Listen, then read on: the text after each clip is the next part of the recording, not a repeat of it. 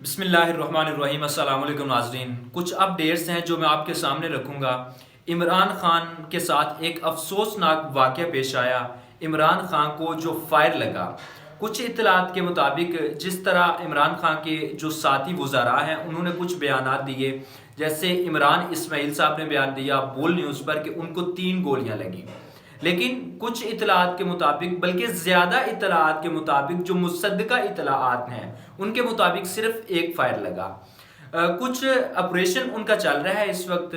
Operation के बाद ये पता चलेगा कि कितने फायर लगे और किस जगह लगे। लेकिन ये बताया गया कि घुटने के साइड पे हड्डी पर फायर लगा, ये बोन पर, और उसका ऑपरेशन चल रहा था अभी ऑपरेट, क्योंकि इमरान खान अभी ऑपरेशन थिएटर में मौजूद थे। लेकिन कौन लोग थे जिन्होंने हमला किया, कितने लोग थे, उसका नाम क्या था, वो कहाँ का रहने वाला है, और कितने लोगों को फायर लगा, कितने लोग जख्मी हुए, और कौन सा शख्स जो है वो इस दुनिया से चला गया, जाँ बहक हुआ, ये तमाम तर तफसीलात मैं आपके सामने रखता हूँ। अब देखें, ये जो मामला पेश आया है इसके अंदर जिस शख्स ने फायर मारा, जिसने गोली मारी, उस शख्स को तो गिरफ्तार कर लिया गया। लेकिन सवाल यह है कि उसके पास 5 लाख का जो पिस्तौल है वो कहां से आया। जाहिर है किसी ने दिया होगा। उसके पास जो गाड़ी थी, जो बयान दिलवाया गया उससे, या उसने दिया, उसने बताया मैं बाइक पर घर से आया था। अब जब वो घर से आया तो वो बाइक पर आया, अपने मामू की दुकान पर उसने गाड़ी खड़ी की बाइक। वो बाइक भी उसकी नहीं, वो एक गरीब आदमी, वो जैसा भी था, जो इतलाआत आ रही हैं कि वो एक गरीब है, वो इतना अमीर भी नहीं, और शक्लो सूरत से भी यही लग रहा था। तो उसके पास ये 5 लाख वाली पिस्तौल, फिर 1200 रुपए की, 1000 रुपए की गोली, AK-47 की बताया जा रहा है कि गोली इमरान खान साहब को लगी, और इसमें ब्रस्ट मारा गया था, उसने अपनी तरफ से ब्रस्ट मारा। और कुछ इतलात के मुताबिक कहा गया कि 3 लोग हैं, और कुछ के मुताबिक कहा गया कि 4 लोग हैं। अब जो 3 लोग हैं उनकी तो शनाख्त की जा रही है कुछ कैमरों की मदद से। एक तो गिरफ्तार हुआ, 2 जो हैं वो पकड़े जा रहे हैं। अब इस सूबे के अंदर जहां पर इमरान खान के अपनी ही हुकूमत है, परवेज लाही की निगरानी के अंदर, उनकी पुलिस की निगरानी के अंदर ये सारा वाकया हुआ, इस पे सवालात बनते हैं। लेकिन तहकीक होगी, मजीद फिर पता चलेगा। अब जिस शख्स को मारा गया उसका नाम क्या है वो मैं आपको बता देता हूं। उसका नाम है मुअज्जम, उसके वाले साहब का नाम है नवाज। इसकी उम्र जो है वो 35 साल है। कुछ तफसीलात मैंने ली थी मोटी मोटी, वो मैं आपके सामने रखता हूँ। जो इंजर्ड हैं उनमें इमरान खान साहब सामने हैं, क्योंकि वो एक लीडर हैं, पॉपुलर लीडर हैं, इसमें कोई शक नहीं। तो इमरान खान साहब सामने हैं जिनका नाम, और उसके बाद बुलेट जो लगी है उनकी वो लेग वाली साइड पे लगी, और एक ही बुलेट अभी बताया गया कि लगी, और 70 साल एज जो मेडिकल बताई गई उसके अंदर 70 साल बताई गई। अब अहमद निसार चड्ढा, उनको फायर लगा है। ये गुजरांवाला से इमरान खान साहब के एक जो साथी कारकुन है, वो हैं, रहनुमा है तहरीक इंसाफ के सीनियर, उनको फायर लगा है लेग पर। और उसके अलावा जनाब हामिद नासिर चट्टा साहब, उनको फायर लगे 2। ये बताया गया कि 2, लेकिन उनको एक फायर शायद लगा था, 2 नहीं लगे थे। फैसल जावेद साहब को फायर लगा, उनकी जो फेस है उस पर छू कर फायर निकला, और उनको भी एक फायर लगा। फिर उसके बाद अली जैदी साहब, 50 साल इनकी उम्र है, इनको फायर लगा। इमरान इस्माइल, उनको कुछ जख्मी जो हो गए, फायर नहीं लगे इनको, ये जख्मी हुए। फिर उसके बाद हमीद साहब हैं, उनको फायर लगा। यूसुफ खान साहब, उनको फायर लगा। जाहिद खान, गुलाम वली, इनको फायर लगा। बुलेट इनके लगी है राइट, और लेफ्ट जो लेग है उस साइड पे लगी है, छूकर निकली है, ज़ाहिर है जख्मी हुए हैं, ये भी हॉस्पिटल में है।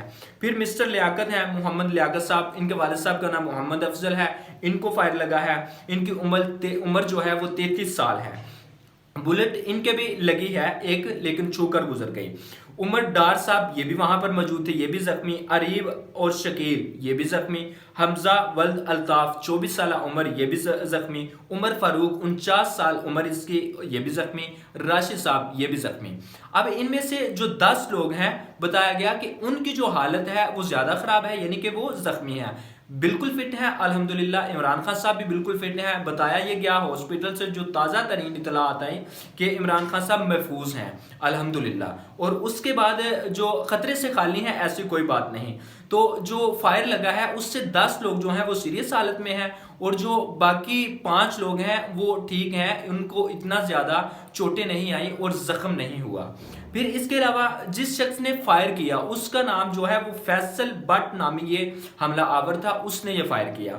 उसके फायर करने की वजह क्या थी, ये पुलिस जो हकाम है उनकी तफसीलात के मुताबिक अब की जो इतलात हैं मैं आपके सामने रख रहा हूँ। ये जो पुलिस से राब्ता हुआ वहां से इतलात है मेरे पास और ये मैं आपके सामने रख रहा हूँ। और उसके बाद जख्मी जो मोहम्मद हमजा और जाहद और लियाकत हैं, इनकी जो हालत है वो बेहतर है कुछ।